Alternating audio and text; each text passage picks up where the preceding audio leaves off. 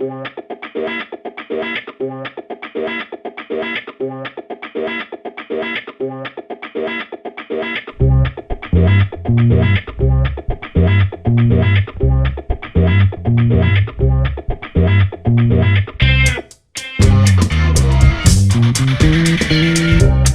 à tous et bienvenue à InfoNeuro. Aujourd'hui, nous allons parler de narcolepsie, un trouble du sommeil chronique qui touche environ 250 000 personnes aux États-Unis. Pour en savoir plus sur cette maladie, nous recevrons Marie-Pierre Durand, une directrice de recherche spécialiste de la narcolepsie.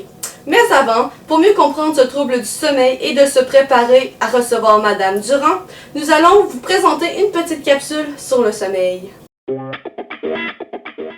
Le sommeil est un état de conscience essentiel qui occupe environ le tiers de notre vie. Il est observé chez toutes les espèces étudiées, autant chez les mammifères que chez les invertébrés. Chez les humains, un manque de sommeil peut occasionner des troubles de mémoire, une baisse des performances cognitives, une altération de l'humeur et des hallucinations. Si cette privation de sommeil est prolongée, elle peut même occasionner la mort. Le sommeil exerce plusieurs fonctions essentielles. En effet, c'est lors de cet état que l'hypophyse sécrète l'hormone de croissance. De plus, le sommeil peut activer la réponse immunitaire. Il permet aussi le maintien de l'homéostasie, la maturation du système nerveux central et la synaptogénèse. Le sommeil joue également un rôle dans la mémoire, notamment dans l'encodage des informations. La plupart des adultes ont besoin de 7 à 8 heures de sommeil pour se sentir bien et reposés, mais cette quantité varie selon les individus et selon leur âge. Le sommeil est caractérisé par une diminution de la réponse à l'environnement, mais il ne résulte pas d'une simple diminution de l'activité cérébrale. Pour mesurer les caractéristiques du sommeil, on utilise la polysomnographie, qui comprend des électrodes EEG pour mesurer l'activité cérébrale, EMG pour mesurer l'activité musculaire et EOG pour mesurer le mouvement oculaire. Le sommeil est divisé en plusieurs stades qui sont une différente série d'états cérébraux contrôlés avec précision. Le premier stade se caractérise par un sommeil léger et une sensation d'endormissement. Le deuxième stade est également un sommeil léger, mais il comporte des signes distinctifs, la présence de fuseaux de sommeil et de complexes K qui sont visibles dans l'EEG. Les stades 3 et 4, qui sont regroupés depuis 2008, se caractérisent par un sommeil profond qu'on dit récupérateur. Ces 4 stades constituent le sommeil à ondes lentes, celui sans mouvement des yeux. Par opposition au dernier stade, le sommeil paradoxal ou le sommeil REM, qui comprend des mouvements rapides des yeux. Ce stade ressemble à un stade d'éveil parce que le cerveau est presque aussi actif. Par contre, lors de ce stade, le tonus musculaire est très faible. La succession des stades de sommeil forme un cycle dans lequel il y a une alternance entre le sommeil REM et le sommeil à ondes lentes qui se répète toute la nuit. Bien qu'il est connu que certaines modifications physiologiques surviennent lorsqu'on dort, les circuits nerveux impliqués dans le sommeil et l'éveil sont encore méconnus. Par contre, on sait que le sommeil est l'état par défaut du cerveau. Ainsi, lors de cet état, l'arc préoptique ventrolatéral et le thalamus sont actifs. Lors de l'éveil, certaines structures du cerveau envoient des signaux au cortex pour le maintenir éveillé. C'est le cas du noyau raphé, de l'hypothalamus latéral, du locus coeruleus ainsi que du tegmentum pédiculo-pontin et latérodorsal. Enchantée, Madame Durand, merci d'être venue. Selon votre point de vue d'expert, est-ce que vous pouvez nous expliquer ce qu'est la narcolepsie? La narcolepsie est un désordre caractérisé par des périodes de somnolence extrême à plusieurs moments de la journée. La narcolepsie est une condition caractérisée par la perte de neurones spécialisés, appelés neurones HCRT ou encore neurones à orexine, qui sont situés dans l'hypothalamus. Normalement, ces neurones sécrètent des neuropeptides qui sont impliqués dans la régulation du cycle de veille-sommeil. Ces neuropeptides sont appelés orexine ou encore hypocrétine.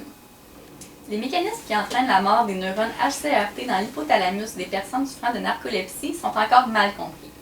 Cependant, les recherches actuelles indiquent que l'interaction entre plusieurs facteurs serait responsable de la perte de ces neurones dans le cerveau. Et pouvez-vous nous expliquer quels sont ces facteurs? Certaines recherches indiquent qu'il y aurait une part de causalité attribuable à l'hérédité. Environ 10% des personnes atteintes de narcolepsie ont une histoire familiale de la condition. Les chercheurs ont identifié plusieurs gènes impliqués dans le développement de la narcolepsie, le plus étudié étant le gène HLA-DQB1. Ce gène code pour une protéine importante du système immunitaire. La grande famille des gènes du complexe HLA, signifiant antigènes des leucocytes humains, sont impliqués dans la distinction entre les protéines endogènes et les protéines exogènes.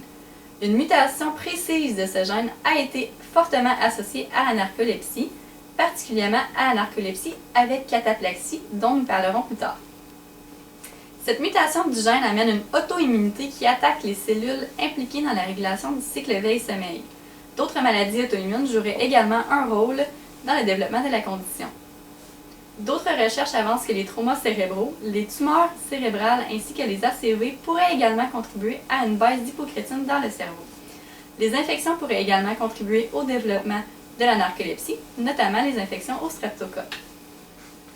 Finalement, certaines études ont démontré un lien entre des niveaux d'hypocrétine faibles dans le cerveau et des niveaux d'histamine sanguine faibles.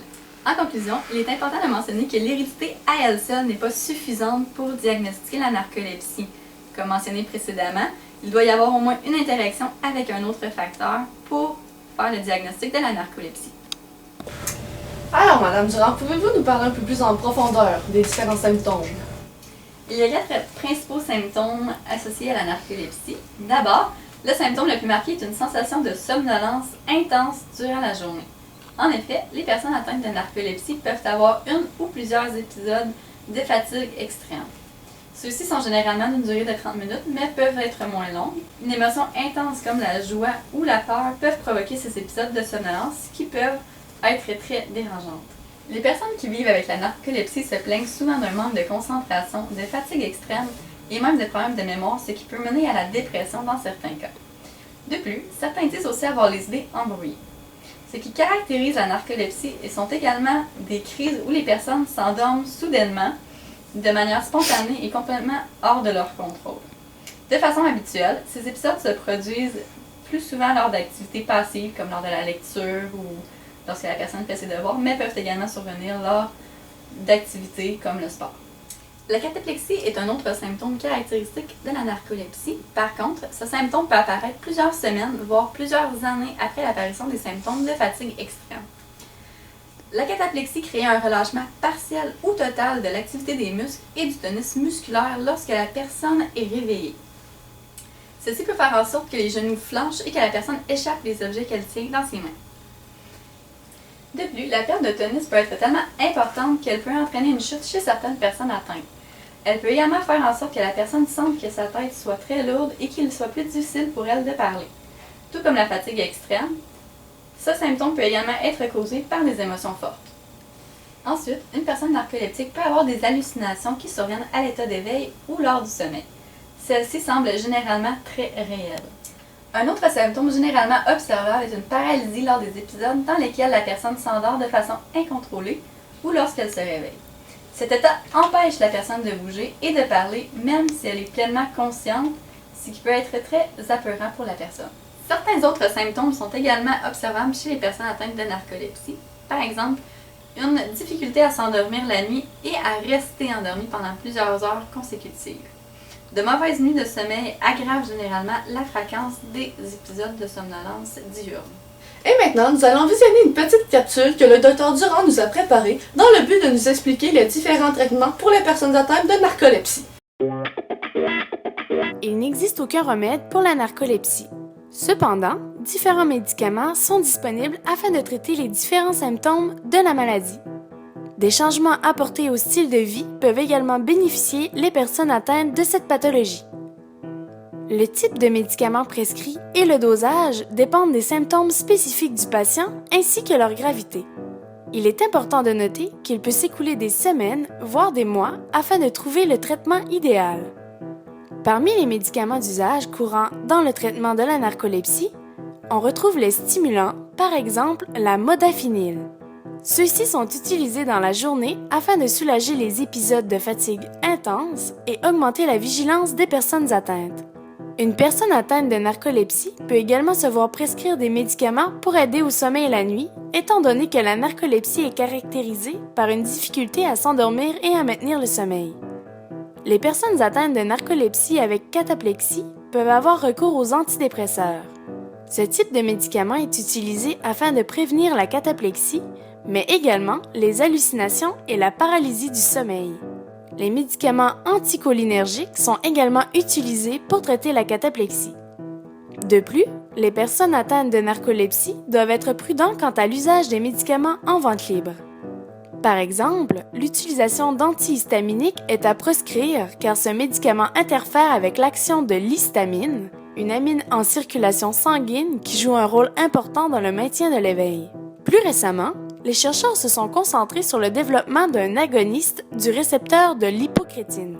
Les agonistes pharmacologiques sont des molécules qui, grâce à leur ressemblance à une autre molécule, sont capables de se lier à un récepteur et de le stimuler. Ainsi, les agonistes du récepteur de l'hypocrétine seraient capables de se lier au récepteur de l'hypocrétine et de l'activer. Cela compenserait pour la diminution des niveaux d'hypocrétine dans le cerveau. Finalement, des changements dans le style de vie peuvent faire une grande différence et soulager certains symptômes de la narcolepsie. Faire de l'exercice quotidiennement, éviter le chocolat, le tabac, le café avant de se coucher et éviter l'éclairage fort avant le coucher peuvent améliorer la qualité du sommeil obtenu. Suivre un horaire régulier quant aux heures de lever et de coucher et le fait de faire une activité relaxante avant le coucher peuvent également aider à s'endormir et à maintenir le sommeil. Merci beaucoup, Madame Durand.